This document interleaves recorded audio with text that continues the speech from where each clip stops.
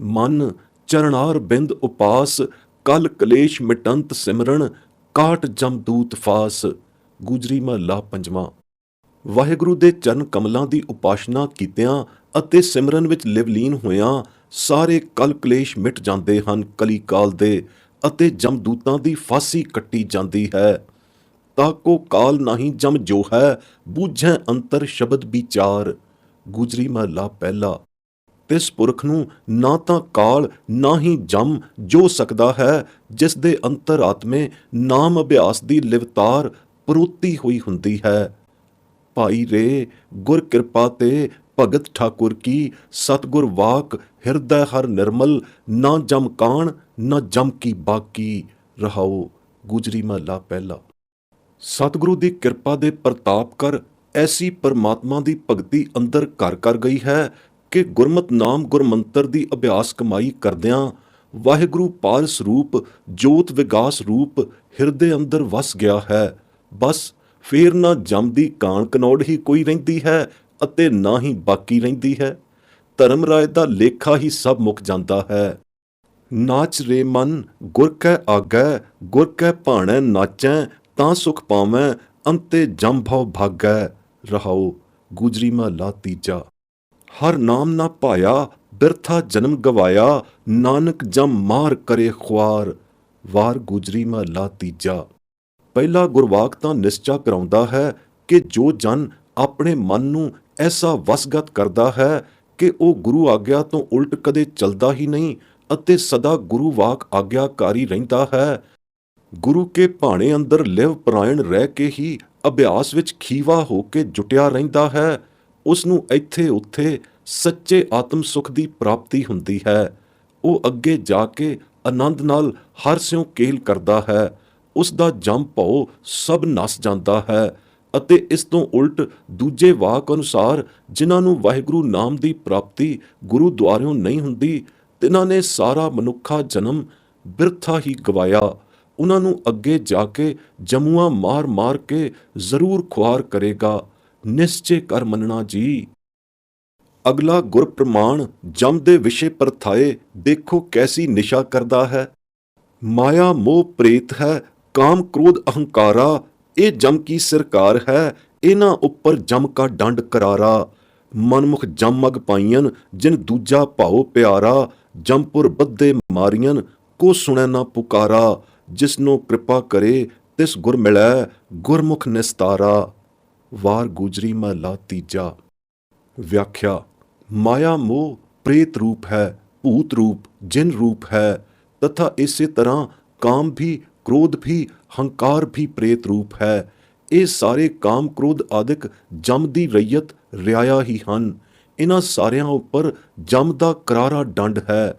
ਇਹਨਾਂ ਪੰਜਾਂ ਦੂਤਾਂ ਭੂਤਾਂ ਦੇ ਬਹਿਕਾਏ ਡਹਿਕਾਏ ਵਰਗਲਾਏ ਹੋਏ ਜੋ ਨਰ ਆਪਣਾ ਜੀਵਨ ਸ਼ੁਆਰ ਬਣਾਉਂਦੇ ਹਨ, ਤਿਨਾਂ ਦੇ ਉੱਪਰ ਅੱਗੇ ਜਾ ਕੇ ਜਮ ਦੀ ਮਾਰ ਪੈਂਦੀ ਹੈ। ਕਾਮ ਆਦਿਕ ਪੰਜੇ ਦੂਤ ਭੂਤ ਮਾਨੋ ਜਮ ਦੇ ਗੁਮਾਸ਼ਤੇ ਛੱਡੇ ਹੋਏ ਹਨ।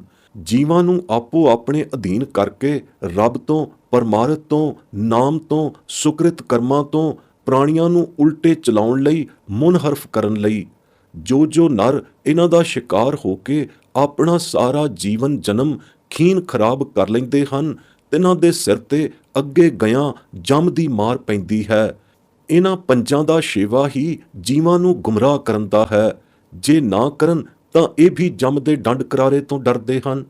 ਮਾਨੋ ਇਹਨਾਂ ਜਮ ਦੇ ਗੁਲਾਮਾਂ ਪੰਜ ਦੂਤਾਂ ਨੂੰ ਹੁਕਮਨ ਜਮ ਦੇ ਹੁਕਮ ਅਨੁਸਾਰ ਇਹ ਸੀਗਾ ਜੀਵਾਂ ਨੂੰ ਗੁੰਮਰਾਹ ਕਰਨ ਦਾ ਇਖਤਿਆਰ ਕਰਨਾ ਪੈਂਦਾ ਹੈ। ਮਨ ਵੀ ਇਹਨਾਂ ਪੰਜਾਂ ਦੂਤਾਂ ਦਾ ਹੀ ਪੁੰਜ ਹੈ। ਜੋ ਮਨ ਦੇ ਅਧੀਨ ਹਨ ਉਹ ਮਾਨੋ ਪੰਜਾਂ ਦੂਤਾਂ ਭੂਤਾਂ ਦੇ ਹੀ ਅਧੀਨ ਹਨ। ਸੋ ਜੋ ਪ੍ਰਾਣੀ ਇਹਨਾਂ ਪੰਜਾਂ ਦੂਤਾਂ ਦੇ ਅਧੀਨ ਹੋਏ ਵੇ ਹਨ ਉਹ ਪੱਕੇ ਮਨਮੁਖ ਹਨ। ਸੋ ਇਹ ਸਾਰੇ ਪੰਜਾਂ ਦੂਤਾਂ ਭੂਤਾਂ ਦੇ ਮਾਰੇ ਸ਼ਿਕਾਰੇ ਹੋਏ ਮਨਮੁਖ ਪ੍ਰਾਣੀ ਅੱਗੇ ਜਾ ਕੇ ਜਮ ਦੇ ਰਸਤੇ ਵੱਲ ਧੱਕੇ ਜਾਂਦੇ ਹਨ। ਜਮ ਹੀ ਇਹਨਾਂ ਨੂੰ ਫੜ ਕੇ ਜਮਪੁਰੀ ਨੂੰ ਲੈ ਜਾਂਦੇ ਹਨ। ਦੂਜੇ ਭਾਉ ਵਿੱਚ ਲੱਗੇ ਹੋਏ ਸਾਰੇ ਪ੍ਰਾਣੀ ਮਨਮੁਖ ਹਨ। ਸੋ ਸਾਰੇ ਹੀ ਜਮਪੁਰੀ ਜਾ ਸਿਧਾਉਂਦੇ ਹਨ। ਜਮਪੁਰੀ ਵਿੱਚ ਲੈ ਜਾਏ ਜਾ ਕੇ ਇਹਨਾਂ ਮੁਸ਼ਕਾਂ ਬੱਧੀਆਂ ਹੋਈਆਂ ਜੀਵ ਵਿਅਕਤੀਆਂ ਨੂੰ ਬੜੀ ਮਾਰ ਪੈਂਦੀ ਹੈ। ਐਸੀ ਮਾਰ ਪੈਂਦੀ ਹੈ ਕਿ ਉਹ ਰੋਂਦੇ ਕੁਰਲਾਉਂਦੇ ਹਨ। ਉਹਨਾਂ ਦੀ ਪੁਕਾਰ ਕੋਈ ਨਹੀਂ ਸੁਣਦਾ। ਜਿਨ੍ਹਾਂ ਉੱਤੇ ਵਾਹਿਗੁਰੂ ਕਰਤਾਰ ਦੀ ਕਿਰਪਾ ਹੁੰਦੀ ਹੈ, ਤਿਨਾਂ ਨੂੰ ਮਨੁੱਖਾ ਜਨਮ ਸਫਲਾਉਣ ਲਈ ਗੁਰੂ ਘਰ ਵਿੱਚ ਵਾਸਾ ਆ ਮਿਲਦਾ ਹੈ ਅਤੇ ਸਤਿਗੁਰੂ ਦਾ ਪ੍ਰਵਾਸਾ ਪ੍ਰਾਪਤ ਹੁੰਦਾ ਹੈ। ਤੇ ਨਰ ਸਤਿਗੁਰੂ ਦੇ ਦੁਆਰਿਓਂ ਵਰੋਸਾਏ ਕੇ ਗੁਰ ਦੀਖਿਆ ਗੁਰਮੰਤਰ ਪ੍ਰਾਪਤ ਕਰ ਗੁਰਮੁਖ ਬਣ ਜਾਂਦੇ ਹਨ, ਨਿਗੁਰਿਓਂ ਸਗੁਰੇ ਹੋ ਜਾਂਦੇ ਹਨ। ਮਨ ਮੁਖੋਂ ਗੁਰ ਹੁਕਮੀ ਬੰਦੇ ਗੁਰੂ ਕੇ ਸਨਮੁਖ ਸਿੱਖ, ਹੁਕਮਾਂ ਦੀ ਕਰਾਰੀ ਕਾਰ ਕਮਾਉਣ ਹਾਰੇ ਤਤ ਗੁਰਮਤ ਨਾਮ ਅਭਿਆਸੀ, ਅਨਨ ਭਗਤ ਵਾਹਿਗੁਰੂ ਦੇ ਸੱਜ ਜਾਂਦੇ ਹਨ। ਤਿਨਾਂ ਗੁਰਮੁਖਾਂ ਦਾ ਹੀ ਤਤ ਨਿਸਤਾਰਾ ਹੁੰਦਾ ਹੈ। ਉਹ ਜੰਮਗ ਪੈਣੇ ਹੀ ਨਹੀਂ ਪਾਉਂਦੇ, ਉਹ ਸਿੱਧੇ ਨਿਰੰਕਾਰ ਦੇ ਦਰਬਾਰ ਵਿਖੇ ਹੀ ਪੈਦੇ ਜਾਂਦੇ ਹਨ। ਅਗਲੇ ਗੁਰਪਰਮਾਣ ਦਾ ਭਾਵ ਵੀ ਪਿਛਲੇ ਗੁਰਵਾਕ ਦੀ ਪੁਸ਼ਟੀ ਕਰਦਾ ਹੈ। ਜਿਨ੍ਹਾਂ ਸਤਿਗੁਰ ਸਿਉ ਚਿਤ ਲਾਇਆ, ਸੋ ਖਾਲੀ ਕੋਈ ਨਾ ਹੈ। ਤਿਨ ਜਮ ਕੀ ਤਲਬ ਨਾ ਹੋਵਈ, ਨਾ ਓਏ ਦੁੱਖ ਸਹਾਹੇ। ਨਾਨਕ ਗੁਰਮੁਖ ਉਬਰੇ, ਸੱਚਾ ਸ਼ਬਦ ਸਮਾਹੇ। ਵਾਰ ਗੁਜਰੀ ਮਹਲਾ ਤੀਜਾ। ਭਾਵ ਜੋ ਜਨ ਗੁਰੂ ਦੇ ਪੰਨੇ ਪੈ ਕੇ ਸਤਿਗੁਰੂ ਦੇ ਬਣ ਗਏ ਅਤੇ ਜਿਨ੍ਹਾਂ ਨੇ ਸਤਿਗੁਰੂ ਦੇ ਹੁਕਮਾਏ ਹੁਕਮਾਂ ਅਤੇ ਹੁਕਮਨ ਸਿਰ ਹੁਕਮ ਵਾਹਿਗੁਰੂ ਨਾਮ ਸਤਿਗੁਰੂ ਦ੍ਰਿੜਾਈ ਗੁਰਮੰਤਰ ਦੀਖਿਆ ਵਿਖੇ ਚਿਤ ਲਾਇਆ ਹੈ, ਅਰਥਾਤ ਇੱਕ ਮਨ ਇੱਕ ਚਿਤ ਹੋ ਕੇ ਨਾਮ ਧਿਆਇਆ ਹੈ, ਤਿਨਾਂ ਨੂੰ ਕਿਸੇ ਗੱਲ ਦੀ ਥੁੜ ਨਹੀਂ ਰਹਿੰਦੀ। ਸਦਾ ਸਭ ਗੱਲੋਂ ਬੇਮੁਥਾਜ ਹੋ ਜਾਂਦੇ ਹਨ। ਤਿਨਾਂ ਨਾਮ ਰਸ ਭਰਪੁਰ ਲੀਣਿਆਂ ਨੂੰ ਅੱਗੇ ਜਾ ਕੇ ਜਮ ਦੀ ਤਲਬ ਨਹੀਂ ਹੁੰਦੀ। ਨਾ ਉਹਨਾਂ ਨੂੰ ਜਮਾਂ ਦੇ ਦਿੱਤੇ ਦੁੱਖ ਸਹਿਣੇ ਪੈਂਦੇ ਹਨ, ਜਿਹੜੇ ਕਿ ਮਨਮੁਖ ਨਿਗੁਰੇ 84 ਦੇ ਜੀਵ ਅੱਗੇ ਜਾ ਕੇ ਸਹਿੰਦੇ ਹਨ। ਗੁਰਮੁਖ ਜਨਾਂ ਦਾ ਸੱਚੇ ਸ਼ਬਦ ਗੁਰਮਤ ਨਾਮ ਦੁਆਰਾ ਉਧਾਰ ਨਿਸਤਾਰਾ ਹੋ ਜਾਂਦਾ ਹੈ। ਜ਼ਰਾ ਅਗਲਾ ਗੁਰਵਾਕ ਵਿਚਾਰੋ। ਬਾਰ ਵਿਡਾਨੜੈ ਹੁਮਸ ਧੁਮਸ, ਕੂਕਾਂ ਪਈਆਂ ਰਾਹੀਂ। ਤੌਸ਼ੈ ਸੇਤੀ ਲਗੜੀ ਡੋਰੀ, ਨਾਨਕ ਅਨੰਦ ਸੇਤੀ ਬਨ ਗਾਹੀਂ। ਵਾਰ ਗੁਜਰੀ ਸ਼ਲੋਕ ਮਹਲਾ ਪੰਜਵਾਂ। ਭਾਵ ਅੱਗੇ ਜਾ ਕੇ ਮਨਮੁਖੀ ਜੀਵ ਨੂੰ ਐਸੇ ਭਿਆਨਕ ਅਤੇ ਓਪਰੇ ਜਮਪੁਰੀ ਦੇ ਮਾਰਗ ਵਿੱਚ ਦੀ ਗੁਜ਼ਰਨਾ ਪੈਂਦਾ ਹੈ, ਜਿਸ ਮਾਰਗ ਦਾ ਅੱਗੇ ਕੋਈ ਵੀ ਵਾਕਫਕਾਰ ਨਹੀਂ ਹੁੰਦਾ। ਇਸ ਅਤ ਸੁਨਸਾਨ ਡਰਾਉਣੇ ਮਾਰਗ ਵਿੱਚ ਬਿਗਾਨਿਆਂ ਵਾਂਗੂ ਭਰਮਤਿਆ ਹੋਇਆ ਜੀਵ ਡਰ ਨਾਲ ਥਰ-ਥਰ ਕੰਬਦਾ ਲਿਜਾਇਆ ਜਾਂਦਾ ਹੈ। ਇਸ ਜਮਪੁਰੀ ਵਿੱਚ ਹਾਹਾਕਾਰ ਸੁਣੀਂਦੀ ਹੈ ਜਦੋਂ ਜੀਵ ਜਮਾਂ ਦੀਆਂ ਮੁਦਗਰਾਂ ਦੀ ਮਾਰ ਸਹਿੰਦੇ ਹਨ। ਮੁਦਗਰਾਂ ਦੀ ਮਾਰ ਦੇ ਤੈਂਸ-ਤੈਂਸ ਕਰਦੇ ਕੁਟਾਪੇ ਦਾ ਉਰਦੂ ਉੱਠਿਆ, ਰੌਲਾ ਉੱਠਿਆ ਕੰਨੀ ਪਿਆ ਸੁਣੀਂਦਾ ਹੈ ਤੇ ਜਮ ਮਾਰਗ ਦੇ ਰਾਹ ਲਿਜਾਇਆਂ ਨੂੰ ਵੀ ਇਹ ਹੁਮਸ ਧੁਮਸੀ ਕੁਟਾਪਾ ਪੈਂਦਾ ਹੈ ਅਤੇ ਕੁਟੀਂਦੇ ਜੀਵਾਂ ਦੀਆਂ ਚੀਖਾਂ ਨਿਕਲ ਜਾਂਦੀਆਂ ਹਨ। ਪਏ ਕੂਕਾਂ ਮਾਰਦੇ ਹਨ, ਆਹੋ ਜ਼ਾਰ ਕਰਦੇ ਪੁਕਾਰਦੇ ਹਨ, ਪਰ ਕੋਈ ਨਹੀਂ ਇਹ ਕੂਕ ਪੁਕਾਰ ਸੁਣਦਾ। ਜਿਨ੍ਹਾਂ ਦੀ ਨਾਮ ਅਭਿਆਸ ਕਮਾਈਆਂ ਕਰ ਵਾਹਿਗੁਰੂ ਦੇ ਚਰਨਾਂ ਨਾਲ ਡੋਰੀ ਲੱਗੀ ਹੋਈ ਹੁੰਦੀ ਹੈ, ਉਹ ਨਿਰਸੰਸੇ ਹੋ ਕੇ ਆਨੰਦ ਚਿੱਤ ਗਦ-ਗਦ ਕਰਦੇ ਹੋਏ ਬਨ ਪਿਹਾਵਲੇ ਨੂੰ ਉਲੰਘ ਕੇ ਸਿੱਧੇ ਸੱਚੀ ਦਰਗਾਹੇ ਜਾ ਸਿਧਾਉਂਦੇ ਹਨ। ਨਿੰਦਕ ਮਾਰੇ ਤਤਕਾਲ ਖਿਨ ਟਿਕਣ ਨਾ ਦਿੱਤੇ, ਪ੍ਰਭ ਦਾਸ ਕਾ ਦੁੱਖ ਨਾ ਖਵ ਸਕੈਂ। ਫੜ ਜੂਨੀ ਜੁੱਤੇ, ਮੱਥੇ ਵਾਲ ਪਛਾੜਿਆਂ ਜਮ ਮਾਰਗ ਮੁੱਤੇ। ਦੁੱਖ ਲੱਗੈ ਬਿਲ ਲਾਣਿਆਂ, ਨਰਕ ਘੋਰ ਸੁੱਤੇ। ਕੰਠ ਲਾਏ ਦਾਸ ਰੱਖਿਆਂ, ਨਾਨਕ ਹਰ ਸੱਤੇ। ਗੁਜਰੀ ਕੀ ਵਾਰ। ਨਿੰਦਕਾਂ ਦੀ ਜਮ ਮਾਰਗੀ ਦੁਰਦਸ਼ਾ ਦਾ ਹੂ ਬਹੂ ਫੋਟੋ ਖਿੱਚਿਆ ਗਿਆ ਹੈ। ਜੋ ਪ੍ਰਤੱਖ ਵਰਤਾਰਾ ਨਿੰਦਕ ਦੇ ਨਾਲ ਅਗਲੀ ਦਰਗਾਹ ਵਿੱਚ ਵਰਤਦਾ ਹੈ, ਉਹੀ ਇਸ ਗੁਰਵਾਕ ਵਿਖੇ ਇਨ ਬਿਨ ਉਤਾਰਿਆ ਗਿਆ ਹੈ। ਗੁਰਨਿੰਦਕਾਂ ਨੂੰ ਜਮ ਮਾਰਗ ਵਿਖੇ ਜਮ ਦੂਤਾਂ ਦੇ ਅੱਗੇ ਧੱਕੇ ਧੂਸੇ ਪੈਂਦੇ ਹਨ। ਉਹਨਾਂ ਨੂੰ ਸਿਰ ਦੇ ਵਾਲਾਂ ਤੋਂ ਫੜ ਕੇ ਬਾਰੰਬਾਰ ਪਟਕਾਇਆ ਜਾਂਦਾ ਹੈ। ਮਾਰੇ ਦੁੱਖ ਦੇ ਬਿਲਲਾਪ ਕਰਦੇ ਹਨ ਅਤੇ ਰੋਂਦੇ ਕੁਰਲਾਉਂਦੇ ਤੇ ਚੀਖਾਂ ਮਾਰਦੇ ਹੀ ਘੋਰ ਨਰਕਾਂ ਵਿੱਚ ਸੁੱਟੇ ਜਾਂਦੇ ਹਨ। ਜੋ ਕੁਤਰਕੀ ਪੁਰਸ਼ ਇਸ ਸਾਰੇ ਨਜ਼ਾਰੇ ਨੂੰ ਫਰਜ਼ੀ ਅਤੇ ਕਿਆਸੀ ਹੀ ਸਮਝਦੇ ਹਨ, ਉਹਨਾਂ ਦੀ ਬੁੱਧੀ ਤੇ ਬਦ ਅਕੀਦਤ ਦਾ ਪਰਦਾ ਪਿਆ ਹੋਇਆ ਹੈ। ਉਹਨਾਂ ਬੇਇਤਕਾਦਿਆਂ ਦਾ ਕਿਤੇ ਠਿਕਾਣਾ ਨਹੀਂ। ਉਹ ਮਾਨੋ ਗੁਰੂ ਦੀ ਨਿਜ ਲਿਖਤੀ ਸ਼ਾਦੀ ਦੇ ਉਲਟ ਹੁੰਦੇ ਹਨ, ਮੁਤਰਾਦਫ ਹੁੰਦੇ ਹਨ। ਇਹ ਇੱਕ ਪ੍ਰਕਾਰ ਦੇ ਗੁਰਬਾਣੀ ਦੇ ਨਿੰਦਕ ਹੀ ਬਣਦੇ ਹਨ।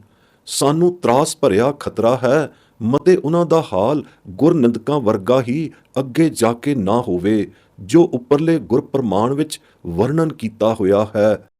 ਕਿਉਂਕਿ ਗੁਰਬਾਣੀ ਵੀ ਗੁਰੂ ਸਦਰਸ਼ ਹੀ ਹੈ। ਗੁਰਬਾਣੀ ਤੋਂ ਮੂੰਹ ਫੇਰਨ ਹਾਰਿਆਂ ਨੂੰ ਗੁਰ ਬੇਮੁਖਤਾਈ ਦੀ ਪਦਵੀ ਹੀ ਮਿਲਣੀ ਹੈ। ਗੁਰ ਬੇਮੁਖਾਂ ਅਤੇ ਗੁਰਨਿੰਦਕਾਂ ਵਿੱਚ ਫਰਕ ਕੋਈ ਨਹੀਂ। ਗੁਰੂ ਕਰਤਾਰ ਅਜਿਹੇ ਮਨਮੁਖਾਂ ਨੂੰ ਸੁਮਤ ਬਖਸ਼ਣ ਕਿ ਅਜਿਹੀ ਬੇਮੁਖਤਾ ਤੋਂ ਅਜੇ ਵੀ ਬਾਜ਼ ਆ ਜਾਵਣ ਅਤੇ ਸਤਿਗੁਰ ਦੀ ਬਾਣੀ ਸਤ-ਸਤ ਕਰ ਮੰਨਣ ਦੀ ਪਟੜੀ ਤੇ ਪੈ ਜਾਣ। ਗੁਰਬਾਣੀ ਦੇ ਭਾਵਾਂ ਉੱਤੇ ਕੁਤਰਕਾਂ ਭਰੀ ਕਿੰਤੂ ਕਰਨੋਂ ਹਟ ਜਾਣ। ਹਰ ਰਾਮ ਨਾਮ ਜਪ ਲਾਹਾ, ਗਤ ਪਾਵੈਂ ਸੁਖ ਸਹਿਜ ਅਨੰਦਾ, ਕਾਟੇ ਜਮ ਕੇ ਫਾਹਾ। ਰਹਾਓ। ਦੇਵ ਗੰਧਾਰੀ ਮਹੱਲਾ ਪੰਜਵਾਂ। ਜਿਨ੍ਹਾਂ ਗੁਰ ਆਗਿਆਕਾਰੀ ਸ਼ਰਧਾਵਾਨ ਗੁਰਸਿੱਖਾਂ ਨੇ ਸਤਿਗੁਰੂ ਦੇ ਹੁਕਮਾਂ ਤੇ ਚਲਦੇ ਹੋਏ ਸਾਰੀ ਆਯੂ ਭਰ ਗੁਰਮਤਿ ਨਾਮ ਜਪਣ ਦਾ ਸੱਚਾ ਲਾਹਾ ਲਿਆ ਹੈ, ਉਹਨਾਂ ਨੂੰ ਸੱਚੀ ਗਤਪਤ ਪ੍ਰਾਪਤ ਹੋਈ ਹੈ ਅਤੇ ਅੱਗੇ ਜਾ ਕੇ ਉਹ ਸੱਚੇ ਸੁਖ ਸਹਿਜ ਆਨੰਦ ਵਿੱਚ ਸਮਾਏ ਜਾਂਦੇ ਹਨ ਅਤੇ ਉਹਨਾਂ ਦੇ ਸੁਤੇ ਸਿੱਧ ਹੀ ਜਮ ਦੇ ਫਾਹੇ ਕੱਟੇ ਗਏ ਹਨ। ਉਹ ਜਮ ਮਾਰਗ ਵੀ ਨਹੀਂ ਪੈਂਦੇ। ਜਮਾਂ ਦਾ ਕੀ ਮਕਦੂਰ ਹੈ ਕਿ ਉਹਨਾਂ ਦੇ ਨੇੜੇ ਆ ਸਕਣ। ਨੇੜੇ ਢੁਕਣੇ ਹੀ ਨਹੀਂ ਪਾਉਂਦੇ, ਦੂਰੋਂ ਦੇਖ ਕੇ ਹੀ ਭੱਜ ਜਾਂਦੇ ਹਨ। ਇਹੀ ਭਾਵ ਇਸ ਅਗਲੇ ਗੁਰਵਾਕ ਵਿੱਚ ਵਰਣਨ ਹੈ। ਜਨ ਨਾਨਕ ਨਾਮ ਧਿਆਇਆ ਮੇਰੀ ਜਿੰਦੜੀਏ, ਜਮ ਕੰਕਰ ਨੇੜ ਨਾ ਆਵੈ ਰਾਮ। ਬਿਹਾਗੜਾ ਮਹੱਲਾ ਚੌਥਾ। ਨਾਮ ਧਿਆਵਣ ਹਾਰਿਆਂ ਦੇ ਜਮ ਕੰਕਰ ਨੇੜੇ ਨਹੀਂ ਆਉਂਦਾ, ਦੂਰੋਂ ਹੀ ਭੱਜ ਜਾਂਦਾ ਹੈ, ਡਰਦਾ ਮਾਰਿਆ ਥਰ ਥਰ ਕੰਬਦਾ ਹੈ। ਇਹ ਵਾਹਿਗੁਰੂ ਦੇ ਨਿਉਂ ਦੀ ਧੁਰ ਧੁਰੰਦਰੀ ਤਤ ਮਰਿਆਦਾ ਚਲੀ ਆਉਂਦੀ ਹੈ ਕਿ ਵਾਹਿਗੁਰੂ ਦੇ ਭਗਤ ਸਦਾ ਬਖਸ਼ੇ ਗਏ ਅਤੇ ਜਮ ਤੋਂ ਉਬਾਰੇ ਗਏ। ਐਸੇ ਬਖਸ਼ੇ ਹੋਏ ਭਗਤ ਜਨ ਜੁਗਾਂ ਜੁਗੰਤਰ ਵਾਹਿਗੁਰੂ ਦੇ ਦਰ ਉੱਤੇ ਹੁਣ ਤਾਈਂ ਕੀਰਤਨ ਭਗਤੀ ਕਰਦੇ ਹਨ ਅਤੇ ਇੱਕ ਸੱਚੇ ਵਾਹਿਗੁਰੂ ਦਾ ਹੀ ਜਾਪ ਜਪਦੇ ਹਨ। ਯਥਾ ਗੁਰਵਾਕ। ਜੁਗਾਂ ਜੁਗੰਤਰ ਭਗਤ ਤੁਮਹਾਰੇ, ਕੀਰਤ ਕਰੈ ਸੁਆਮੀ ਤੇਰਾ ਦੁਆਰੇ, ਜਪੈ ਤਾਂ ਸਾਚਾ ਏਕ ਮੁਰਾਰੇ। ਗੁਰ ਪ੍ਰਸਾਦੀ ਕਰੋ ਕਿਰਪਾ, ਲੇਹੁ ਜਮੋ ਉਬਾਰੇ, ਜੁਗਾਂ ਜੁਗੰਤਰ ਭਗਤ ਤੁਮਹਾਰੇ। ਵਡਹੰਸ ਮਹੱਲਾ ਪਹਿਲਾ। ਸ੍ਰੀ ਗੁਰੂ ਸਾਹਿਬ ਪ੍ਰਾਰਥਨਾ ਕਰਦੇ ਹਨ, ਅਸਾਂ ਕਲਯੁਗੀ ਜੀਵਾਂ ਹਿਤ ਕਿ ਹੇ ਵਾਹਿਗੁਰੂ, ਇਹਨਾਂ ਕਲਯੁਗੀ ਜੀਵਾਂ ਨੂੰ ਵੀ ਜਮਾਂ ਦੀ ਮਾਰ ਤੋਂ ਉਭਾਰ ਲਵੋ ਅਤੇ ਆਪਣੇ ਭਗਤਾਂ ਵਿੱਚ ਸ਼ੁਮਾਰ ਕਰਦੇ ਹੋਏ ਜੁਗਾਂ ਜੁਗੰਤਰੀ ਦੀ ਨਦਰ ਮਰਿਆਦਾ ਨੂੰ ਮਾਣਦੇ ਹੋਏ ਸੱਚਖੰਡ ਦਰਬਾਰੀ ਕੀਰਤਨੀਏ ਬਣਾ ਲਵੋ। ਇਸ ਬਖਸ਼ਿਸ਼ ਦੇ ਪਾਤਰ ਹੋਣ ਦਾ ਨੁਸਖਾ ਇਸ ਅਗਲੇ ਗੁਰਵਾਕ ਵਿੱਚ ਦੱਸਦੇ ਹਨ। ਖਿਨ ਨਾਹਿ ਟਰੀਐ ਪ੍ਰੀਤ ਹਰੀਐ, ਸਿੰਗਾਰ ਹਬ ਰਸ ਅਰਪੀਐ, ਜਹ ਦੁਖ ਸੁਣੀਐ ਜਮ ਪੰਥ ਭਣੀਐ, ਤਹ ਸਾਧ ਸੰਗ ਨਾ ਡਰ ਪੀਐ। ਆਸਾ ਮਹੱਲਾ ਪੰਜਵਾਂ ਛੰਤ। ਅਰਥਾਤ ਵਾਹਿਗੁਰੂ ਦੇ ਨਾਮ ਨਾਲ ਖਿਨ ਖਿਨ ਪ੍ਰੀਤ ਲਾਉਣੋਂ ਹਰਗਿਜ਼ ਨਹੀਂ ਟਲਣਾ ਚਾਹੀਦਾ। ਇੱਕ ਨਿਮਖ ਮਾਤਰ ਵੀ ਪ੍ਰੇਮ ਸਹਿਤ ਨਾਮ ਜਪਣ ਤੋਂ ਆਲਸ ਨਹੀਂ ਕਰਨੀ ਚਾਹੀਦੀ ਅਤੇ ਕੂੜੇ ਸਿੰਗਾਰਾਂ ਨੂੰ ਤਿਆਗ ਕੇ ਨਾਮ ਅਭਿਆਸ ਵਿਟੋਂ ਆਪਾ ਵਾਰ ਕੇ ਰੱਖਣਾ ਚਾਹੀਦਾ ਹੈ। ਐਸੇ ਜਗਿਆਸੂਆਂ ਨੂੰ ਅੱਗੇ ਜਾ ਜਮਦੂਤਾਂ ਦੇ ਮਾਰਗ ਨਹੀਂ ਪੈਣਾ ਪੈਂਦਾ, ਨਾ ਹੀ ਦੁੱਖ ਸਹਿਣੇ ਪੈਂਦੇ ਹਨ। ਅਗਲਾ ਗੁਰਵਾਕ ਵੀ ਦੱਸਦਾ ਹੈ, ਨਾਮ ਜਪਤ ਗੋਬਿੰਦ ਨਹਿ ਅਲਸਾਈਐ, ਭੇਟਤ ਸਾਧੂ ਸੰਗ ਜਮਪੁਰ ਨਹਿ ਜਾਈਐ। ਆਸਾ ਮਹੱਲਾ ਪੰਜਵਾਂ ਛੰਤ। ਭਾਵ ਵਾਹਿਗੁਰੂ ਨਾਮ ਜਪਦਿਆਂ ਆਲਸ ਨਹੀਂ ਕਰਨੀ ਚਾਹੀਦੀ। ਸਾਵਧਾਨ ਇਕਾਗਰ ਚਿੱਤ ਹੋ ਕੇ ਨਾਮ ਅਭਿਆਸ ਵਿਖੇ ਤਤਪਰ ਰਹਿਣਾ ਚਾਹੀਦਾ ਹੈ। ਇਸ ਬਿਧ ਸਾਵਧਾਨਤਾ ਸਹਿਤ ਸਤ ਸੰਗਤ ਵਿਖੇ ਬੈਠ ਕੇ ਜਿਹੜੇ ਨਾਮ ਜਪਦੇ ਹਨ ਉਹ ਜਮਪੁਰੀ ਨੂੰ ਨਹੀਂ ਜਾਂਦੇ। ਇਹ ਪੱਕੀ ਸਨਦ ਹੈ, ਨਹੀਂ ਤਾਂ ਸਭ ਜਮਪੁਰੀ ਨੂੰ ਜਾਣਗੇ ਅਤੇ ਪਛਤਾਉਣਗੇ। ਤਾਂ ਤੇ ਨਾਮ ਜਪਣ ਵਿੱਚ ਬਿਲਮ ਢਿੱਲ ਨਹੀਂ ਕਰਨੀ ਚਾਹੀਦੀ। ਗੁਰੂ ਸੱਚੇ ਪਾਤਸ਼ਾਹ ਕੈਸੇ ਆਦਰ ਪਿਆਰ ਨਾਲ ਅਗਲੇ ਗੁਰਵਾਕ ਅੰਦਰ ਜਮ ਤੋਂ ਬਚਣ ਦੀਆਂ ਸਮਝੌਤੀਆਂ ਦਿੰਦੇ ਹਨ। ਯਥਾ ਗੁਰਵਾਕ।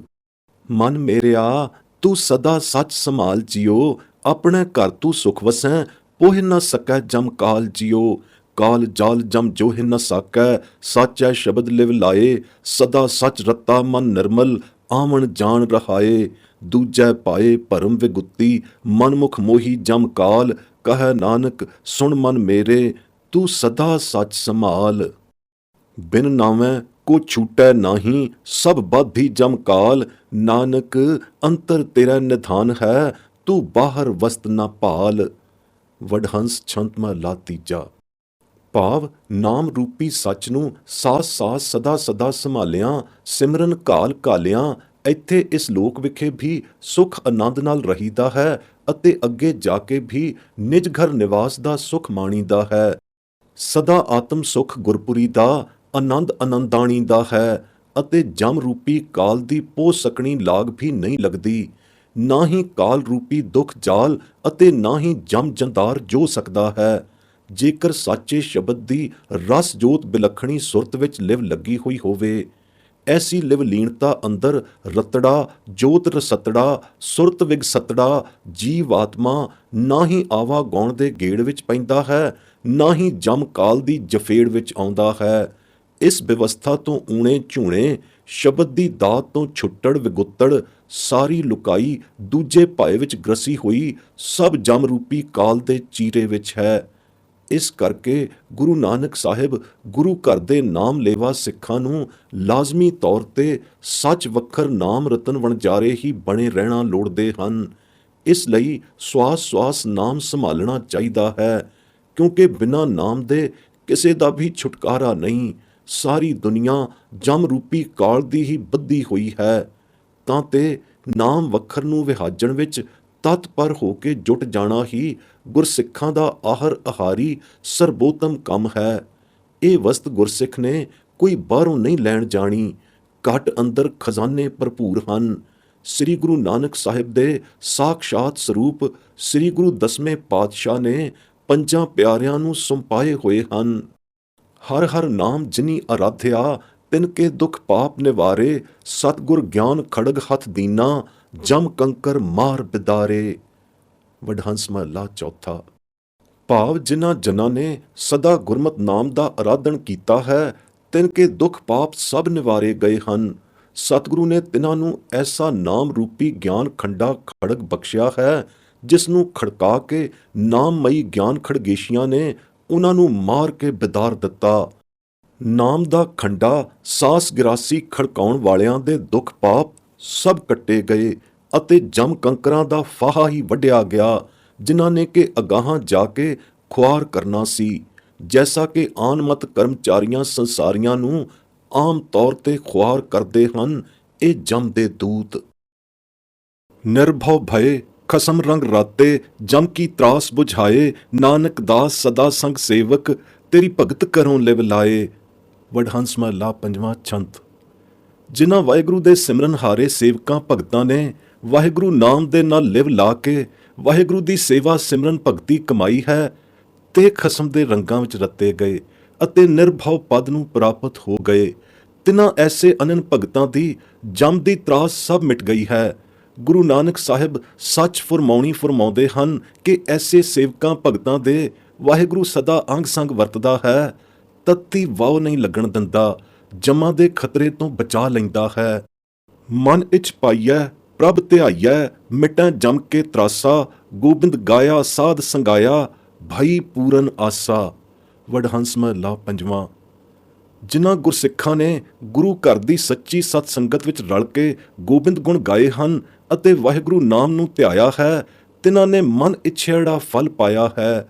ਤਿਨਾਂ ਦੀ ਸਗਲੀ ਆਸ ਪੂਰਨ ਹੋਈ ਹੈ ਅਤੇ ਤਿਨਾਂ ਦੀ ਅਗਲੀ ਜਮ ਦੀ ਤਰਾਸ ਵੀ ਸਗਲੀ ਮਿਟ ਗਈ ਹੈ। ਸਤਿਗੁਰ ਮਿਲਿਆ ਭੁੱਖ ਗਈ ਭੇਖੀ ਭੁੱਖ ਨਾ ਜਾਏ, ਦੁੱਖ ਲੱਗੈ ਘਰ ਘਰ ਫਿਰੈ ਅੱਗੇ ਦੂਣੀ ਮਿਲੈ ਸਜ਼ਾਏ। ਪਾਖੰਡ ਜਮਕਾਲ ਨਾ ਛੋਡਈ ਲੈ ਜਾਸੀ ਪਤ ਗਵਾਏ, ਨਾਨਕ ਨਾਮ ਰਤੇ ਸੇ ਉਬਰੇ ਸੱਚੇ ਸਿਉ ਲਿਵ ਲਾਏ। ਵਡਹੰਸ ਕੀ ਵਾਰ ਮਹਲਾ ਤੀਜਾ। ਭਾਵ ਸੰਸਾਰਕ ਪਦਾਰਥਾਂ ਅਤੇ ਮਾਇਆ ਦੀ ਭੁੱਖ ਤ੍ਰਿਸ਼ਨਾ ਤਿਨਾਂ ਦੀ ਹੀ ਦੂਰ ਹੁੰਦੀ ਹੈ, ਜਿਨ੍ਹਾਂ ਨੂੰ ਵੱਡੇ ਭਾਗਾਂ ਦੇ ਅੰਕੁਰ ਉਦੇ ਹੋਣ ਕਰ ਸੱਚੇ ਸਤਿਗੁਰੂ ਦੀ ਪ੍ਰਾਪਤੀ ਹੋਈ ਹੈ। ਇਹ ਸੱਚੀ ਪ੍ਰਾਪਤੀ ਗੁਰੂ ਘਰ ਗੁਰੂ ਨਾਨਕ ਦੇ ਘਰ ਵਿਖੇ ਹੀ ਆਣ ਕੇ ਹੁੰਦੀ ਹੈ। ਜਿਨ੍ਹਾਂ ਨੂੰ ਸੱਚੇ ਸਤਿਗੁਰੂ ਦੀ ਪ੍ਰਾਪਤੀ ਨਹੀਂ ਹੁੰਦੀ ਜਾਂ ਨਹੀਂ ਹੋਈ, ਤਿਨਾਂ ਆਨਮਤ ਭੇਖਾਂ ਦੇ ਭੇਖ ਧਾਰੀਆਂ ਦੀ ਨਾਨਾ ਪ੍ਰਕਾਰ ਦੇ ਭੇਖ ਧਾਰਿਆਂ ਵੀ ਭੁੱਖ ਨਹੀਂ ਜਾਂਦੀ, ਤ੍ਰਿਸ਼ਨਾ ਨਹੀਂ ਮਿਟਦੀ। ਭੁੱਖ ਦਾ ਦੁੱਖ ਲੱਗਣ ਕਰਕੇ ਉਹ ਬੂਹੇ ਬੂਹੇ ਮੰਗਦਾ ਫਿਰਦਾ ਹੈ। ਹਰ ਇੱਕ ਭੇਖ ਧਾਰੀ ਅਨਮਤੀ ਭੇਖ ਵਾਲਾ ਘਰ ਘਰ ਭੀਖ ਮੰਗਿਆਂ ਸਗੋਂ ਅੱਗੇ ਹੋਰ ਦੂਣੀ ਸਜ਼ਾ ਮਿਲਦੀ ਹੈ। ਜੈਸਾ ਕਿ ਜੋਗੀ ਹੋਵਾਂ ਜਗ ਭਵਾਂ ਘਰ ਘਰ ਭੀਖਿਆ ਲਿਓ, ਦਰਗਾਹ ਲੇਖਾ ਮੰਗੀਐ ਕਿਸ ਕਿਸ ਉੱਤਰ ਦਿਓ। ਮਾਰੂ ਵਾਰ ਮਹਲਾ ਤੀਜਾ ਸ਼ਲੋਕ ਮਹਲਾ ਤੀਜਾ। ਗੁਰਵਾਕ ਦਾ ਭਾਵ ਵੀ ਇਹੀ ਹੈ ਕਿ ਘਰ ਘਰ ਭੀਖ ਮੰਗਣ ਵਾਲਿਆਂ ਨੂੰ ਦਰਗਾਹ ਜਾ ਕੇ ਲੇਖਾ ਦੇਣਾ ਪੈਂਦਾ ਹੈ। ਐਸੇ ਭੇਖਧਾਰੀ ਸਭ ਪਖੰਡੀ ਹਨ ਅਤੇ ਪਖੰਡੀਆਂ ਨੂੰ ਤਾਂ ਜਮਕਾਲ ਧਰ ਕੇ ਲੈਂਦਾ ਹੈ, ਕਦੇ ਛੱਡਦਾ ਹੀ ਨਹੀਂ। ਬੜੀ ਬੇਇੱਜ਼ਤੀ ਕਰਕੇ ਫੜ ਕੇ ਧੂ ਕੇ ਅਗਾਹਾਂ ਜਮਪੁਰੀ ਵਿਖੇ ਲੈ ਜਾਂਦਾ ਹੈ। ਪਖੰਡੀ ਤਾਂ ਕਦੇ ਵੀ ਜਮ ਦੀ ਮਾਰ ਤੋਂ ਬਚ ਹੀ ਨਹੀਂ ਸਕਦੇ। ਜਿਤਨੇ ਵੀ ਪਖੰਡੀ ਭੇਖਧਾਰੀ ਹਨ ਸੋ ਸਭੇ ਹੀ ਜਮਪੁਰੀ ਵਿੱਚ ਬੜੀ ਦੁਰਗਤੀ ਨਾਲ ਘੜੀਸ ਕੇ ਲੈ ਜਾਏ ਜਾਣਗੇ। ਪਖੰਡੀ ਭੇਖੀ ਕੋਈ ਵੀ ਇਸ ਜਮਜੰਦਾਰ ਦੁਰਗਤ ਤੋਂ ਬਚ ਨਹੀਂ ਸਕਦਾ। ਸੋਈ ਬਚਣਗੇ ਜਿਨ੍ਹਾਂ ਨੇ ਗੁਰੂ ਘਰ ਪ੍ਰਾਪਤ ਕਰਕੇ ਸੱਚੇ ਸਤਿਗੁਰੂ ਦੁਆਰਿਓਂ ਸੱਚੀ ਗੁਰਮਤਿ ਵਿਧੀ ਅਨੁਸਾਰ ਗੁਰੂ ਦੀਖਿਆ ਗੁਰਮੰਤਰ ਲੈ ਕੇ ਨਾਮ ਦੀ ਐਸੀ ਅਗਾਧ ਕਮਾਈ ਕੀਤੀ ਹੋਵੇ ਕਿ ਨਾਮ ਜਪਦਿਆਂ ਨਾਮ ਵਿੱਚ ਹੀ ਰੱਤੇ ਗਏ ਹੋਣ ਅਤੇ ਸੱਚੇ ਵਾਹਿਗੁਰੂ ਦੇ ਨਾਲ ਹੀ ਜਿਨ੍ਹਾਂ ਦੀ ਲਿਵ ਤਾਰ ਜੁੜ ਗਈ ਹੋਵੇ। ਬਸ ਉਹੀ ਜਮ ਦੀ ਫੇਟ ਤੋਂ ਬਚ ਸਕਦੇ ਹਨ, ਹੋਰ ਕੋਈ ਨਹੀਂ ਬਚ ਸਕਦਾ। ਹੋਰ ਵੀ ਅਨੇਕ ਪ੍ਰਕਾਰ ਦੇ ਪਖੰਡ ਕਰਨ ਹਾਰਿਆਂ ਨੂੰ ਅੱਗੇ ਜਾ ਕੇ ਜਮ ਧਰ ਕੇ ਲੈਂਦਾ ਹੈ, ਜਿਨ੍ਹਾਂ ਦੇ ਮਨ ਹੋਰ ਹੈ ਅਤੇ ਮੁਖ ਹੋਰ ਹੈ। ਉੱਪਰੋਂ ਚੋਪੜੇ ਚਾਪੜੇ ਭੇਖਧਾਰੀ ਹਨ, ਚੁੱਪ ਕੀਤੇ ਬਗਲੇ ਭਗਤ ਹਨ, ਅੰਦਰੋਂ ਖੋਟੇ ਕੁੜਿਆਰ ਹਨ। ਪਖੰਡ ਕਰ ਕਰਕੇ ਜਗਤ ਨੂੰ ਲੁੱਟ-ਲੁੱਟ ਖਾਂਦੇ ਹਨ। ਪਖੰਡ ਧਰਮੀ ਬਣ ਕੇ ਲੋਕਾਂ ਨੂੰ ਪਤਿਆਉਂਦੇ ਹਨ। ਅੰਦਰ ਆਤਮੇ ਉਹਨਾਂ ਦੇ ਕੱਖ ਵੀ ਨਹੀਂ ਹੁੰਦਾ। ਆਤਮ ਕਣੀਓਂ ਉੱਕੇ ਹੀ ਊਰੇ ਅਤੇ ਸਖਣੇ ਹੁੰਦੇ ਹਨ। ਆਪਣੇ ਆਪ ਨੂੰ ਮਹਾਤਮਾ ਬਣ ਕੇ ਦਿਖਾਉਂਦੇ ਹਨ। ਮੁਗਧ ਮੂਰੇ ਮੱਤ ਮਾਰੀ ਵਾਲੇ ਨਰਾਂ ਨੂੰ ਪਤਿਆਉਂਦੇ ਹਨ। ਤਿਨਾਂ ਦਾ ਤਾਂ ਜਮਪੁਰੀ ਜਾ ਕੇ ਅਤ ਦਰਜੇ ਦਾ ਮੰਦਾ ਹਾਲ ਹੋਵੇਗਾ। ਕਲਯੁਗ ਦੇ ਮਾਇਆਧਾਰੀ ਸੰਸਾਰੀ ਜੀਵ ਗਲ-ਗਲ ਵਿੱਚ ਪਖੰਡ ਵਰਤਦੇ ਹਨ। ਕਈ ਸਿੱਖ ਸਦਾਉਣ ਵਾਲੇ ਵੀ ਆਪਣੇ ਆਪ ਨੂੰ ਚੰਗਾ ਜਣਾਉਣ ਵਾਸਤੇ ਪਰਸਪਰੀ ਵਰਤੋਂ ਵਿਵਹਾਰ ਵਿੱਚ ਪਖੰਡ ਕਮਾਉਂਦੇ ਹਨ। ਅੰਦਰੋਂ ਬਾਹਰੋਂ ਇੱਕ ਨਾ ਹੋਣ ਕਰ ਆਪਣਾ ਜੀਵਨ ਨਿਰਾ ਪਖੰਡੀਆਂ ਵਾਲਾ ਹੀ ਬਣਾ ਲੈਂਦੇ ਹਨ। ਤਿਨਾਂ ਪਖੰਡੀਆਂ ਨੂੰ ਵੀ ਕਿਤੇ ਠੌਰ ਠਾਉ ਨਹੀਂ। ਤਿਨਾਂ ਦਾ ਵੀ ਅੱਗੇ ਜਾ ਕੇ ਭੇਖੀਆਂ ਦੀ ਦੁਰਗਤੀ ਵਾਲਾ ਹੀ ਹਾਲ ਹੋਵੇਗਾ। ਤਾਂ ਤੇ ਪਖੰਡ ਤੋਂ ਨਿਮਖ ਬਚਣਾ ਹਰ ਇੱਕ ਸਚਿਆਰ ਗੁਰਸਿੱਖ ਦਾ ਮੁੱਖ ਧਰਮ ਫਰਜ਼ ਹੈ। ਮਤ ਕੋਈ ਜਾਣੇ ਕਿ ਗੁਰਸਿੱਖੀ ਦਾ ਭੇਖ ਜਮਾਂ ਤੋਂ ਤਿਨਾਂ ਨੂੰ ਬਚਾ ਲਵੇਗਾ। ਧੋ ਨਾ ਚੱਲੀ ਖਸਮ ਨਾਲ ਵਾਲਾ ਗੁਰਵਾਕ ਪਹਿਲਾਂ ਧਰਨ ਟਿਕਾਣੇ ਕਰ ਚੁੱਕਾ ਹੈ। ਪਰ ਸਤਿਗੁਰੂ ਦੀ ਸੁਮਤ ਮਤ ਵਾਲੇ ਗੁਰੂ ਦੇ ਸਿੱਖ ਕਾਹਨੂੰ ਇਹਨਾਂ ਕੁਮਤ ਕਿਰਿਆਵੀ ਪਖੰਡ ਖਿਆਲੀਆਂ ਵਿੱਚ ਪੈਂਦੇ ਹਨ। ਇਹ ਤਾਂ ਗੁਰੂ ਘਰ ਤੋਂ ਧੱਕੇ ਹੋਏ ਡਿੰਬਧਾਰੀ ਮੰਦਭਾਗੀ ਨਰ ਹੀ ਹਨ ਜੋ ਇਸ ਖਲਜਗਣ ਵਿੱਚ ਪੈਂਦੇ ਹਨ। ਦੇਖੋ ਅਗਲਾ ਗੁਰ ਪ੍ਰਮਾਣ ਇਸ ਪਿਛਲੇ ਕਰਨ ਦੀ ਕੈਸੀ ਪੁਸ਼ਟੀ ਕਰਦਾ ਹੈ। ਯਥਾ ਕਲ ਮੈਂ ਜਮ ਜੰਦਾਰ ਹੈ, ਹੁਕਮੇ ਕਾਰ ਕਮਾਏ, ਗੁਰ ਰਾਖੇ ਸੇ ਉਬਰੇ, ਮਨ ਮੁੱਖਾਂ ਦੇ ਸਜ਼ਾਏ। ਜਮ ਕਾਲੈ ਵਸ ਜਗ ਬੰਧਿਆ, ਤਿਸ ਦਾ ਫਰੂ ਨਾ ਕੋਏ। ਜਿਨ ਜਮ ਕੀਤਾ ਸੋ ਸੇਵੀਐ, ਗੁਰਮੁਖ ਦੁੱਖ ਨਾ ਹੋਏ। ਨਾਨਕ ਗੁਰਮੁਖ ਜਮ ਸੇਵਾ ਕਰੇ, ਜਿਨ ਮਨ ਸੱਚਾ ਹੋਏ। ਵਡਹੰਸ ਕੀ ਵਾਰ ਸ਼ਲੋਕ ਮਹਲਾ ਤੀਜਾ। ਵਿਆਖਿਆ। ਕਲਯੁਗ ਵਿਖੇ ਜਮ ਬੜਾ ਡਾਢਾ ਹੈ ਤੇ ਬੜਾ ਅਵੈੜਾ ਹੈ। ਜਮ ਹੈ ਤਾਂ ਸਾਰਿਆਂ ਜੁਗਾਂ ਵਿਖੇ ਹੀ। ਇਸ ਜਮ ਦੀ ਹੋਂਦ ਤਾਂ ਧੁਰੋਂ ਹੀ ਚਲੀ ਆਈ ਹੈ। ਕਰਨਹਾਰ ਕਰਤਾਰ ਦਾ ਕੀਤਾ ਹੋਇਆ ਹੀ ਸ੍ਰਿਸ਼ਟੀ ਦੀ ਰਚਨਾ ਦੇ ਨਾਲ ਹੀ ਰਚਿਆ ਹੋਇਆ ਜਮਾਂ ਦਾ ਵਜੂਦ ਹੈ। ਪਰ ਕਲਯੁਗ ਵਿਖੇ ਤਾਂ ਇਹ ਜਮ ਬਹੁਤਾ ਹੀ ਭੂਸਰ ਜਾਂਦਾ ਹੈ। ਜਾਣੋ ਜਿੰਨ ਹੋ ਕੇ ਚਿਮੜਦਾ ਹੈ, ਪਰ ਉਹਨਾਂ ਨੂੰ ਚਿਮੜਦਾ ਹੈ ਜਿਹੜੇ ਇੱਥੇ ਕਰਤਾਰ ਦੇ ਹੁਕਮ ਦੇ ਅਨੁਸਾਰ ਹੀ ਹੋ ਕੇ ਹੁਕਮੀ ਕਾਰ ਨਹੀਂ ਕਮਾਉਂਦੇ। ਇਹ ਜਮੂਆਂ ਵੀ ਕਰਤਾਰ ਦੇ ਹੁਕਮ ਅਨੁਸਾਰ ਹੀ ਕਾਰ ਕਮਾਉਂਦਾ ਹੈ। ਜਿਹੜੇ ਕਰਤਾਰ ਦੇ ਹੁਕਮ ਤੋਂ ਮਨਮੁਖ ਅਤੇ ਮੁਨਕਰ ਆਕੀ ਹੋ ਕੇ ਹੁਕਮੋਂ ਉਲਟੀ ਕਰਨੀ ਕਰਤੂਤ ਕਰਦੇ ਹਨ, ਤਿੰਨਾਂ ਮਨਮੁੱਖਾਂ ਨੂੰ ਕਰਤਾਰ ਦੇ ਹੁਕਮ ਅਨੁਸਾਰ ਇਹ ਜਮੂਆਂ ਤਕੜੀ ਸਜ਼ਾ ਦਿੰਦਾ ਹੈ। ਜਿਹੜੇ ਸਤਿਗੁਰੂ ਦੇ ਪੰਨੇ ਪੈ ਕੇ ਗੁਰੂ ਦੇ ਸਨਮੁਖ ਸੁਜਾਨ ਸਿੱਖ ਸੱਜ ਜਾਂਦੇ ਹਨ, ਕਰਤਾਰ ਦੇ ਹੁਕਮ ਅਨੁਸਾਰ ਉਹਨਾਂ ਦੀ ਰੱਖਿਆ ਹੋ ਜਾਂਦੀ ਹੈ। ਐਸੇ ਗੁਰੂ ਕੀ ਰੱਖਿਆ ਓਟ ਅੰਦਰ ਆਏ ਗੁਰਮੁਖ ਸਿੱਖ ਕਰਤਾਰ ਦੇ ਹੁਕਮ ਅਨੁਸਾਰ ਜਮ ਤੋਂ ਉਭਰ ਕੇ ਬਚ ਰਹਿੰਦੇ ਹਨ। ਗੁਰੂ ਕਰਤਾਰ ਦਾ ਹੁਕਮ ਹੀ ਐਸਾ ਹੈ ਕਿ ਜਮ ਜੰਦਾਰ ਉਹਨਾਂ ਗੁਰਮੁਖਾਂ ਗੁਰੂ ਦੇ ਰੱਖਿਆ ਹੋਇਆਂ ਨੂੰ ਸਜ਼ਾ ਨਹੀਂ ਦੇ ਸਕਦਾ। ਨਹੀਂ ਤਾਂ ਸਾਰਾ ਸੰਸਾਰ ਜੋ ਗੁਰੂ ਤੋਂ ਬੇਮੁਖ ਨਿਗੁਰਾ ਹੈ ਉਹ ਜਮ ਰੂਪੀ ਕਾਲ ਦੇ ਵਸ ਪਿਆ ਹੋਇਆ ਹੈ ਅਤੇ ਜਮ ਦਾ ਬੰਧੂਆ ਹੈ।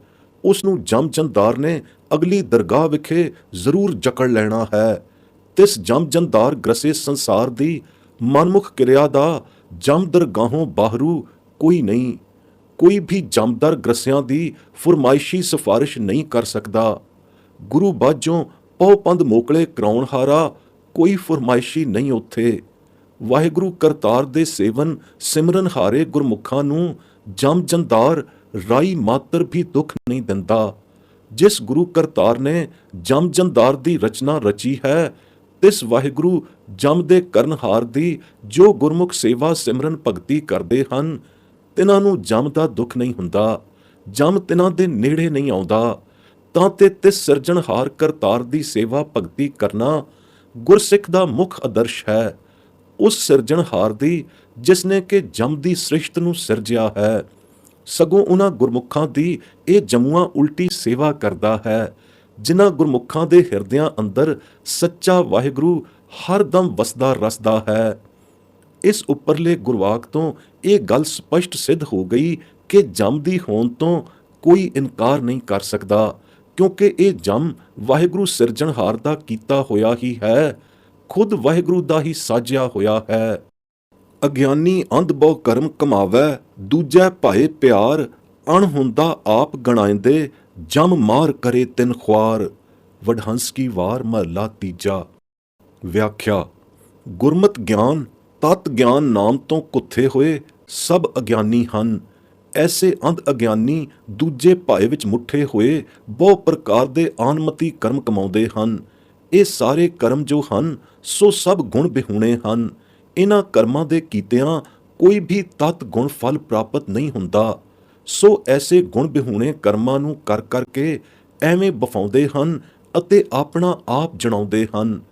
ਐਸੇ ਬਿਨ ਗੁਣ ਗਰਭ ਕਰਨ ਹਾਰਿਆਂ ਅੰਧ ਅਗਿਆਨੀਆਂ ਨੂੰ ਅੱਗੇ ਜਾ ਕੇ ਜਮ ਮਾਰ ਮਾਰ ਕੇ ਖੁਆਰ ਕਰਦਾ ਹੈ। ਜਿਉ ਜੋਗੀ ਜਤ ਬਾਹਰਾ ਤਪ ਨਾਹੀ ਸਤ ਸੰਤੋਖ, ਤਿਉ ਨਾਮੈ ਬਿਨ ਦੇਹੁਰੀ ਜਮ ਮਾਰੈ ਅੰਤਰ ਦੋਖ। ਸੋਰਠ ਮਹਲਾ ਪਹਿਲਾ।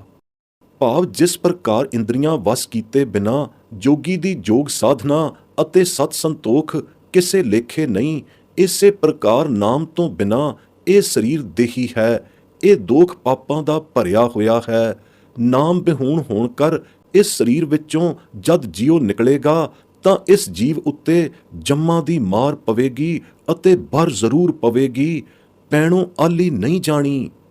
ਸਾਧ ਸੰਗਤ ਮੈਂ ਹਰ ਰਸ ਪਾਈਐ, ਗੁਰ ਮਿਲਿਆ ਜਮ ਭਉ ਭਾਗਾ। ਸੋਰਠ ਮਹਲਾ ਪਹਿਲਾ। ਜਮ ਦਾ ਭਉ ਹਰੇਕ ਜੀਵ ਮਾਤਰ ਪ੍ਰਾਣੀ ਦੇ ਸਿਰ ਤੇ ਸਵਾਰ ਰਹਿੰਦਾ ਹੈ। ਕੇਵਲ ਤਿਸ ਪ੍ਰਾਣੀ ਦਾ ਜਮ ਭਉ ਮਿਟਦਾ ਹੈ ਜੋ ਗੁਰੂ ਘਰ ਦਾ ਅੰਮ੍ਰਿਤ ਛਕ ਨਿਗੁਰਿਓਂ ਸਗੁਰਾ ਹੋ ਕੇ ਗੁਰ ਦੀਖਿਆ ਗੁਰ ਮੰਤਰ ਪ੍ਰਾਪਤ ਕਰ, ਸਤ ਸੰਗਤ ਦੇ ਆਸਰੇ ਅਥਕ ਨਾਮ ਅਭਿਆਸ ਕਮਾਈਆਂ ਕਰ ਨਾਮ ਰਸ ਵਿਖੇ ਲੀਨ ਹੋ ਜਾਂਦਾ ਹੈ। ਤਿਸ ਦਾ ਬਸ ਤਿਸੇ ਗੁਰਮੁਖ ਜਨ ਦਾ ਜਮ ਡਰ ਮਿਟਦਾ ਹੈ, ਹੋਰ ਕਿਸੇ ਦਾ ਨਹੀਂ। ਗੁਰ ਚਰਨੀ ਮਨ ਲਾਗਾ ਤਾਂ ਜਮ ਕਾ ਮਾਰਗ ਭਾਗਾ। ਸੋਰਠ ਮਹਲਾ ਪਹਿਲਾ ਘਰ ਤੀਜਾ। ਭਾਵ ਗੁਰਮਤ ਨਾਮ ਜਪ ਜਪ ਕੇ ਜਦੋਂ ਗੁਰ ਚਰਨਾਂ ਦੀ ਲੀਨਤਾ ਪ੍ਰਾਪਤ ਹੋ ਗਈ, ਇਸ ਆਤਮ ਅਵਸਥਾ ਪ੍ਰਾਪਤੀ ਹੋਣ ਪਰ ਜਮ ਦੇ ਮਾਰਗ ਦਾ ਖਹਿੜਾ ਛੁੱਟਦਾ ਹੈ, ਨਹੀਂ ਤਾਂ ਅਵਸ਼ਮੇਵ ਜਮ ਦੇ ਮਾਰਗ ਹਰ ਏਕ ਨੂੰ ਪੈਣਾ ਪੈਂਦਾ ਹੈ। ਕਿਸੇ ਦਾ ਵੀ ਛੁਟਕਾਰਾ ਨਹੀਂ ਹੋ ਸਕਦਾ। ਕਲ ਕਲੇਸ਼ ਮਿਟੇ ਦੁਖ ਸਗਲੇ, ਕਾਟੀ ਜਮ ਕੀ ਫਾਸਾ, ਕਉ ਨਾਨਕ ਪ੍ਰਭ ਕਿਰਪਾ ਧਾਰੀ, ਮਨ ਤਨ ਭਏ ਬਿਗਾਸਾ। ਸੋਰਠ ਮਹਲਾ ਪੰਜਵਾਂ। ਵਾਹਿਗੁਰੂ ਦੀ ਅਪਾਰ ਕਿਰਪਾ ਹੋਣ ਪਰ ਗੁਰਮਤਿ ਨਾਮ ਅਭਿਆਸ ਦੀ ਕਮਾਈ ਦਾ ਸਦਕਾ ਜਦੋਂ ਅਭਿਆਸੀ ਜਨ ਦੇ ਮਨ ਤਨ ਤੇ ਸਾਰੇ ਜੋਤ ਦਾ ਪ੍ਰਕਾਸ਼ ਹੋ ਜਾਂਦਾ ਹੈ, ਤਾਂ ਸਾਰੇ ਕਲਾ ਕਲੇਸ਼ ਅਤੇ ਦੁੱਖ ਮਿਟ ਜਾਂਦੇ ਹਨ। ਜਮ ਦੀ ਫਾਂਸ ਵੀ ਕੱਟੀ ਜਾਂਦੀ ਹੈ। ਨਹੀਂ ਤਾਂ ਇਹ ਜਮ ਦੀ ਫਾਸ ਸਾਰਿਆਂ ਦੇ ਸਿਰ ਤੇ ਖੜੀ ਹੈ, ਗੱਲ ਪੈਣੋਂ ਨਹੀਂ ਟੱਲੇਗੀ, ਭਾਵੇਂ ਕੋਈ ਕਿਤਨੇ ਕਰਮ ਕਮਾ ਲਵੇ, ਜ਼ੋਰ ਲਾ ਲਵੇ। ਮੇਰਾ ਬੈਦ ਗੁਰੂ ਗੋਵਿੰਦਾ, ਹਰ ਹਰ ਨਾਮ ਔਖਦ ਮੁਖ ਦੇਵੈ, ਕਾਟੈ ਜਮ ਕੀ ਫੰਧਾ। ਰਹਾਓ। ਸੋਰਠ ਮਹਲਾ ਪੰਜਵਾਂ। ਗੋਬਿੰਦ ਵਾਹਿਗੁਰੂ ਦੇ ਪਠਾਏ ਹੋਏ, ਗੋਬਿੰਦ ਵਾਹਿਗੁਰੂ ਦੇ ਗੁਰੂ ਬਣਾਏ ਹੋਏ, ਗੋਬਿੰਦ ਰੂਪ ਗੁਰੂ ਹੀ ਸੱਚੀ ਪਦਵੀ ਦੇ ਮਾਲਕ ਹਨ। ਸੋਈ ਗੋਬਿੰਦ ਰੂਪ ਗੁਰੂ ਹੀ ਨਾਮ ਰੂਪੀ ਅੰਮ੍ਰਿਤ ਔਖਦੀ ਅੰਮ੍ਰਿਤ ਨਾਮ ਅਧਿਕਾਰੀਆਂ ਨੂੰ ਦੇਣ ਦੇ ਸਮਰੱਥ ਹਨ। ਹੋਰ ਕੋਈ ਕੱਚਾ ਪਿੱਲਾ ਆਪੇ ਬਣ ਬੈਠਾ ਡਿੰਭੀ ਗੁਰੂ ਹਰਗਿਜ਼ ਹਰਗਿਜ਼ ਕਿਸੇ ਨੂੰ ਗੁਰ ਦੀਖਿਆ ਦੇਣ ਦੀ ਯੋਗਤਾ ਦਾ ਭਾਗੀ ਨਹੀਂ। ਬਸ ਗੋਬਿੰਦ ਰੂਪ ਵਾਹਿਗੁਰੂ ਪਠਾਏ, ਵਾਹਿਗੁਰੂ ਦੀ ਧੁਰ ਦਰਗਾਹੋਂ ਬਣੇ ਆਏ। ਗੁਰੂ ਦੁਆਰਿਓਂ ਹੀ ਜਿਨ੍ਹਾਂ ਵਡਭਾਗਿਆਂ ਨੇ ਗੁਰ ਦੀਖਿਆ ਮਈ ਅੰਮ੍ਰਿਤ ਨਾਮ ਔਖ ਦੀ ਪ੍ਰਾਪਤ ਕੀਤੀ ਹੈ, ਉਹਨਾਂ ਦੀ ਹੀ ਅੱਗੇ ਗਿਆਂ ਜਮ ਦੀ ਫਾਂਸ ਕੱਟੀ ਜਾਂਦੀ ਹੈ, ਹੋਰ ਕਿਸੇ ਦੀ ਨਹੀਂ। ਧੰਨ ਧੰਨ ਗੋਬਿੰਦ ਰੂਪ ਗੁਰੂ ਨਾਨਕ ਸਾਹਿਬ ਜੀ। ਧੰਨ ਧੰਨ ਵਾਹਿਗੁਰੂ ਸਰੂਪ ਸ੍ਰੀ ਗੁਰੂ ਨਾਨਕ ਦਸ਼ਮੇਸ਼ ਗੁਰੂ ਗੋਬਿੰਦ ਸਿੰਘ ਜੀਓ, ਜਿਨ੍ਹਾਂ ਨੇ ਅਮਰ ਸੁਰਜੀਤਨੀ ਅੰਮ੍ਰਿਤ ਮਰਿਆਦਾ ਚਲਾਈ ਅਤੇ ਜੁਗੋ ਜੁਗ ਅਟਲ ਰਖਾਈ, ਜਿਸ ਦੁਆਰਾ ਕਿ ਅੰਮ੍ਰਿਤਧਾਰੀ ਪ੍ਰਾਣੀਆਂ ਨੂੰ ਅਮਰ ਪਦਵੀ ਪ੍ਰਾਪਤ ਹੋਈ ਅਤੇ ਜਮ ਫਾਂਸ ਦੀ ਤਰਾਸ ਮਿਟ ਗਈ। ਨਹੀਂ ਤਾਂ ਇਹ ਅਮਰ ਸਰਜੀਵਨੀ ਔਖ ਦੀ ਕਿੱਥੋਂ ਮਿਲਣੀ ਸੀ। ਪ੍ਰਭ ਕਾਟਿਆ ਜਮ ਕਾ ਫਾਸਾ, ਮਨ ਪੂਰਨ ਹੋਈ ਆਸਾ। ਜਹ ਪੇਖਾਂ ਤਹ ਸੋਈ, ਹਰ ਪ੍ਰਭ ਬਿਨ ਅਵਰ ਨਾ ਕੋਈ।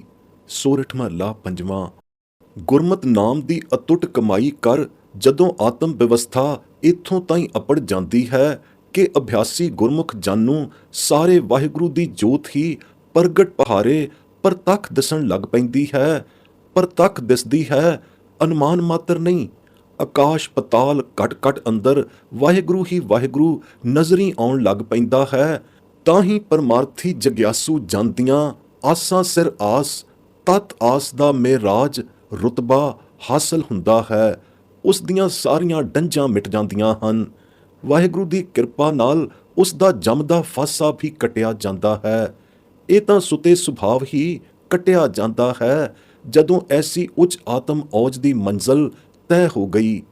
ਆਪਣੇ ਜੀ ਜੰਤ ਆਪੇ ਰਾਖੇ, ਜਮੈ ਕਿਓ ਹਟਤਾਰ। ਸੋਰਠ ਮਹੱਲਾ ਪੰਜਵਾਂ। ਜਿਨ੍ਹਾਂ ਜਨਤਾਂ ਨੂੰ ਵਾਹਿਗੁਰੂ ਨੇ ਆਪਣੀ ਕਿਰਪਾ ਕਰਕੇ ਆਪਣੇ ਪੰਨੇ ਪਾ ਲਿਆ ਹੈ, ਜਿਨ੍ਹਾਂ ਤੇ ਵਾਹਿਗੁਰੂ ਦੀ ਆਪਣੀ ਰੱਖਿਆ ਹੋਈ ਹੈ, ਤਿਨਾਂ ਵਡਭਾਗੇ ਜਨਤਾਂ ਲਈ ਜਮ ਵੱਲੋਂ ਹੜਤਾਲ ਹੋ ਗਈ ਹੈ। ਜਮੂਆ ਤਿਨਾਂ ਦੇ ਨੇੜੇ ਲੱਗਣੋਂ ਹਟ ਗਿਆ ਹੈ। ਤਿਨਾਂ ਨੂੰ ਜਮ ਦਾ ਦੁੱਖ ਕਦੇ ਹੋ ਹੀ ਨਹੀਂ ਸਕਦਾ। ਜਮ ਦਾ ਫਸਤਾ ਹੀ ਮੁੱਕ ਜਾਂਦਾ ਹੈ। ਪਰ ਹੋਰਨਾਂ ਦੇ ਸਿਰ ਤੇ ਜਮ ਦਾ ਡੰਡ ਕਰਾਰਾ ਮੌਜੂਦ ਹੈ, ਟਲਦਾ ਨਹੀਂ। ਵਡਭਾਗੀ ਸਤਿਗੁਰ ਪਾਇਆ, ਜਿਨ ਜਮ ਕਾ ਪੰਥ ਮਿਟਾਇਆ। ਹਰ ਭਗਤ ਭਾਏ ਚਿਤ ਲਾਗਾ, ਜਪ ਜੀਵੈ ਸੇ ਵਡਭਾਗਾ। ਸੋਰਠ ਮਹੱਲਾ ਪੰਜਵਾਂ। ਵੱਡੇ ਭਾਗਾਂ ਕਰਕੇ ਜਿਨ੍ਹਾਂ ਨੂੰ ਸਤਿਗੁਰੂ ਸੱਚੇ ਪਾਤਸ਼ਾਹ ਦੀ ਪ੍ਰਾਪਤੀ ਹੋਈ ਹੈ ਅਤੇ ਸਤਿਗੁਰੂ ਸੱਚੇ ਪਾਤਸ਼ਾਹ ਦੀ ਗੁਰਸਿੱਖੀ ਜਿਨ੍ਹਾਂ ਨੂੰ ਮਿਲੀ ਹੈ, ਤਿਨਾਂ ਗੁਰਸਿੱਖਾਂ ਲਈ ਜਮ ਦਾ ਮਾਰਗ ਮਿਟ ਗਿਆ ਹੈ। ਗੁਰੂ ਨੇ ਆਪ ਮਿਟਾ ਦਿੱਤਾ ਹੈ। ਇਹ ਤਿਨਾਂ ਗੁਰਸਿੱਖਾਂ ਤੇ ਐਸੀ ਮਿਹਰ ਹੋਈ ਹੈ, ਜਿਨ੍ਹਾਂ ਨੇ ਭਗਤੀ ਭਾਵ ਵਿੱਚ ਐਸਾ ਚਿੱਤ ਗੱਡਿਆ ਹੈ ਕਿ ਸੇ ਵਡਭਾਗੀ ਜਨ ਸਾਰੀ ਉਮਰ ਵਾਹਿਗੁਰੂ ਨਾਮ ਜਪ ਕੇ ਹੀ ਜੀਵੇ, ਅਮਰ ਥੀਵੇ ਹਨ। ਨਾਲ ਨਾਰਾਇਣ ਮੇਰਾ, ਜਮਦੂਤ ਨ ਆਵੈ ਨੇਰੈ। ਸੋਰਠ ਮਹੱਲਾ ਪੰਜਵਾਂ। ਸਾਸ ਸਾਸ ਵਾਹਿਗੁਰੂ ਨਾਮ ਜਪਣ ਹਾਰਿਆਂ ਦੇ ਸਦਾ ਵਾਹਿਗੁਰੂ ਅੰਗ ਸੰਗ ਹੀ ਰਹਿੰਦਾ ਹੈ, ਨਾਲ ਵਸਦਾ ਹੈ। ਇਸ ਕਰਕੇ ਉਹਨਾਂ ਗੁਰਮੁਖਾਂ ਦੇ ਨੇੜੇ ਜਮ ਰੂਪੀ ਦੂਤ ਨਹੀਂ ਆਉਂਦਾ।